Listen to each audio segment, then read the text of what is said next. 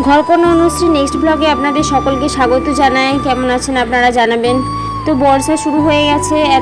অত্যন্ত গ্রীষ্মের দাবদাহের পরে যে বর্ষার এত সুন্দর বৃষ্টি পড়ছে দেখতে পাচ্ছেন। স্কুলের পরিবেশ এবং এখনকার যে চারপাশের পরিবেশ খুবই ভালো লাগছে।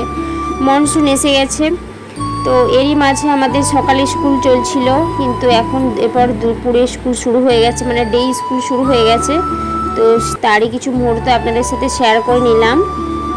এখন বাচ্চারা সব স্কুলে এসে পৌঁছে গেছে। এটা আমাদের অফিস স্টাফ রুম, এখানে আমরা সবাই থাকি। এখানে অনেকটাক্ষণ সময় আমরা একসাথে কাটাই।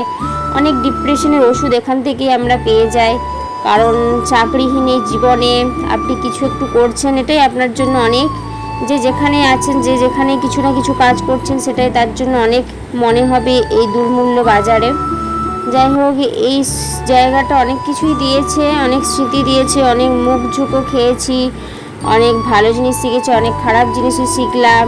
জানি না কতদিন এখানে কাজ করতে পারবো, মা কতদিন রাখবেন। যদি এখান থেকে অন্যত্র যায়, যেন সেটা ভালো জায়গা হয় এবং ভালো জায়গায় একটা স্থান পায়। তো হ্যাঁ, বিকেলের দিকে আমি বাড়ি ফিরে এলাম। এসে আমি ছাদে উঠে গেছিলাম, সেখান থেকে একটু ভিডিও বানিয়ে নিলাম যে কীরকম বৃষ্টি পড়ে আমাদের চারপাশের প্রকৃতিটা কেমন হয়ে গেছে। তো জমিগুলোতে দেখলাম জল দাঁড়িয়েছে। এখন ধান রোয়া শুরু হয়নি, ধানের বীজ পোতা হয়েছে। আর বাকি আপনি দেখতেই পাচ্ছেন যে বৃষ্টি পড়ে চারিদিক কীরকম একটা স্যাঁতস্যাঁতে ভাব হয়ে গেছে। আমাদের এখানে গ্রাম, যেহেতু রাস্তায় কাদা থাকবে, এটা অস্বাভাবিক কিছু না, আমি ভিডিওতে দিয়ে থাকতে পারি।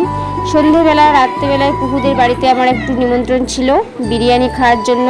তো ওকে আমি একটু ইন্ট্রোডাকশান দেওয়ার জন্য বলছিলাম, ও হয়তো দেবে, এর পরের ভিডিওটায় দেখতেই পাবেন।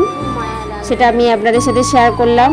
ও এখন পড়াশোনার কারণে সময় পায় না, নাহলে ওকে নিয়ে আমি অনেকটা ভিডিও করে নিতে পারতাম, বিরিয়ানি পাঠিয়ে দেবো। কিন্তু ও যেহেতু পড়াশোনা করে, তাই জন্য ওকে ডিস্টার্ব করি না, কারণ বাচ্চাদের মাথায় এটা ঢুকানো উচিত নয় যে ভিডিও করলে একটা ব্লগ বানাবো, ভিডিও করলে অনেক কিছু ভালো হবে, এখন থেকে বুঝলে খুব খারাপ হয়ে যাবে।